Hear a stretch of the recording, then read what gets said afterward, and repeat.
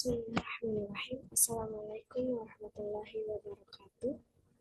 Alhamdulillahirrahmanirrahim. Wassalatu wassalamu ala asrafil anbiya wal mursalin wa ala alihi wa sahbihi ajmain. Baik, saya Sinta Damayanti dengan NIM C1C021050. Di sini saya akan menjelaskan mengenai akad mudharabah. Pokok pembahasan pada presentasi kali ini yaitu mengenai pengertian akad mudharabah, jenis akad mudharabah, dasar syariah, prinsip pembagian hasil usaha, menurut PSAK 105/11, lalu bagi hasil untuk akad mudharabah musyarakah, PSAK 105/34, dan yang terakhir perlakuan akuntansi PSAK 105. Baik, kita masuk saja ke materi yang pertama yaitu pengertian akad mudharabah.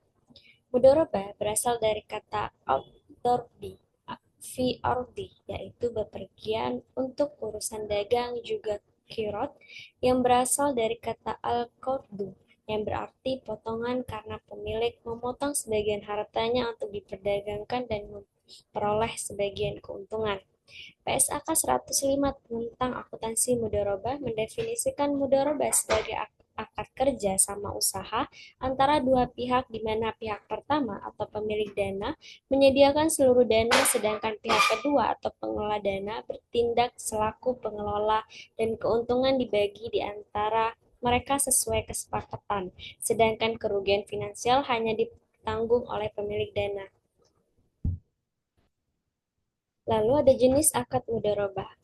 Dalam PSAK 105, mudharabah diklasifikasikan ke dalam 3 jenis, yaitu mudharabah mutlaqah adalah mudharabah di mana pemilik dana memberikan kebebasan kepada pengelola dana dalam pengelolaan investasinya. Lalu yang kedua ada mudharabah muqayyadah adalah mudharabah di mana pemilik dana memberikan batasan kepada pengelola antara lain mengenai dana, lokasi, cara, dan atau objek investasi atau sektor usaha. Ada channeling, merupakan pola penyaluran pembiayaan kepada debitur yang ditentukan langsung oleh pemilik dana atau nasabah, di mana bank tidak mempunyai kewenangan untuk memutuskan pemberian pembiayaan.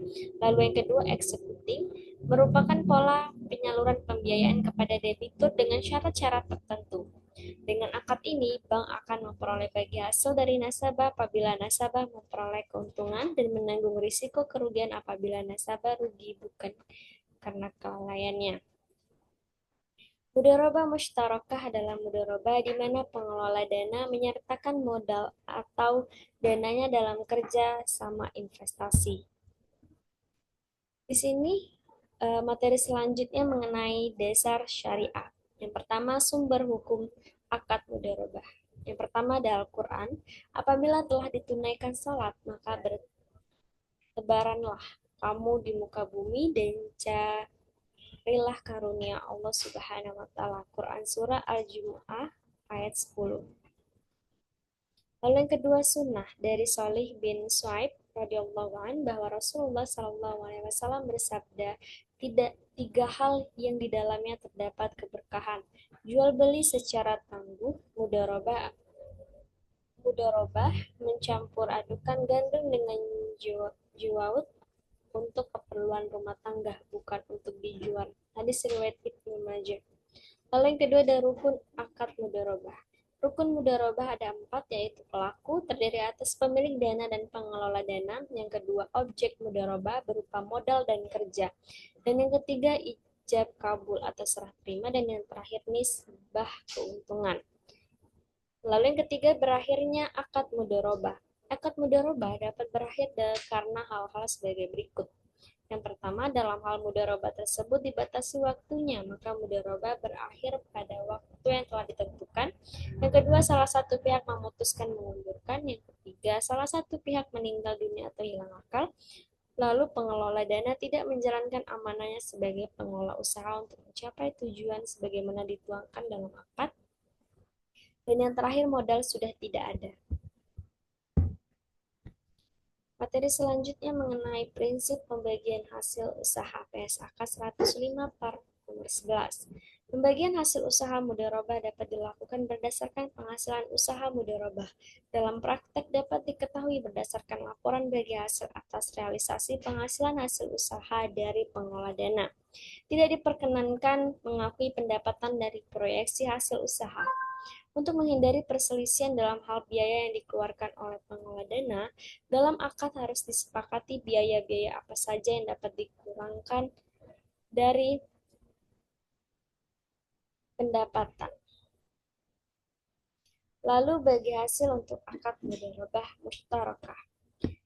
Menurut PSAK 105 Par nomor 34, yang pertama, hasil investasi dibagi antara pengelola dana dan pemilik dana sesuai nisbah yang disepakati. Selanjutnya, bagian hasil investasi setelah dikurangi untuk pengelola dana tersebut dibagi antara pengelola dana dengan pemilik dana sesuai dengan porsi modal masing-masing, atau hasil investasi dibagi atau antara pengelola dana dan pemilik dana sesuai dengan porsi modal masing-masing. Selanjutnya, bagian hasil investasi setelah dikurangi untuk pengelola dana tersebut dibagi antara pengelola dana dengan pemilik dana sesuai dengan nisbah yang disepakati. Lalu di sini ada perlakuan akuntansi menurut PSAK 105. Yang pertama, dana mudharabah yang disalurkan oleh pemilik dana diakui sebagai investasi mudharabah pada saat pembayaran kas atau penyerahan aset non-kas kepada pengelola dana.